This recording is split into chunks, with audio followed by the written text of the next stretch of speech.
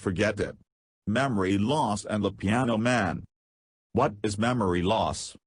The official name for memory loss is amnesia, although this is not a specific term. There are several different kinds of amnesia. Anterograde amnesia is the term applied to the condition whereby people cannot remember anything very new or recent. These people have to be cared for professionally because they might be a danger to themselves or others.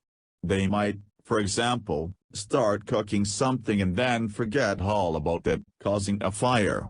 Sometimes these people are stuck at a certain age. They might think they are still 26 years old, for example, and be confused or upset if they see themselves in a mirror and discover that there is the face of a 60-year-old staring back at them. Retrograde amnesia is the term used to describe the inability to remember anything before the amnesia started. For example, after a severe blow to the head, a person may be unable to remember anything about their life up to that moment. So they may not recognize close family members, etc. They can, however, often remember how to drive, write, etc., and they may recognize famous faces and be able to recall famous incidents from the news such as assassinations or natural disasters. Another type of amnesia is post-traumatic amnesia. This is when someone has suffered a traumatic event in their lives such as the death of someone very close to them or has witnessed a terrible incident.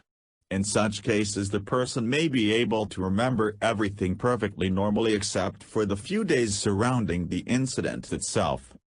These are only basic outlines of some types of amnesia. There are other categories and distinctions within those categories.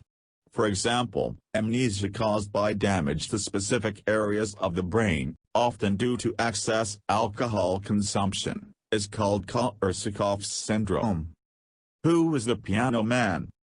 7th of April 2005 saw the start of strange mystery in the English town of Sheerness in Kent. A young man was found wandering the streets in soaking wet clothes and completely unable to identify himself. The man, who was about 6 feet tall with fair hair, appeared to be in his late 20s or early 30s, but no one could be sure of anything apart from that because he seemed to have lost the power of speech. When he was found he was dressed formally, but even his suit provided no clue as to who he might be because, mysteriously, all the labels had been cut from his clothing. After social workers had spent some time trying to communicate with the man, and failing, it was suggested that he should be given some paper and a pencil, to see if he could communicate by writing. Amazingly enough, although he wrote nothing, the visibly frightened stranger drew a grand piano. Carers immediately took him to a piano in the chapel of the building, the Medway Maritime Hospital in Kent. The man stunned his audience by playing, some say brilliantly, for 4 hours non-stop. This strange behavior tied in with the one clue to his identity which he could provide, the sheet music he was clutching when he was found. Police began contacting orchestras all over Europe in an attempt to find out where the man came from.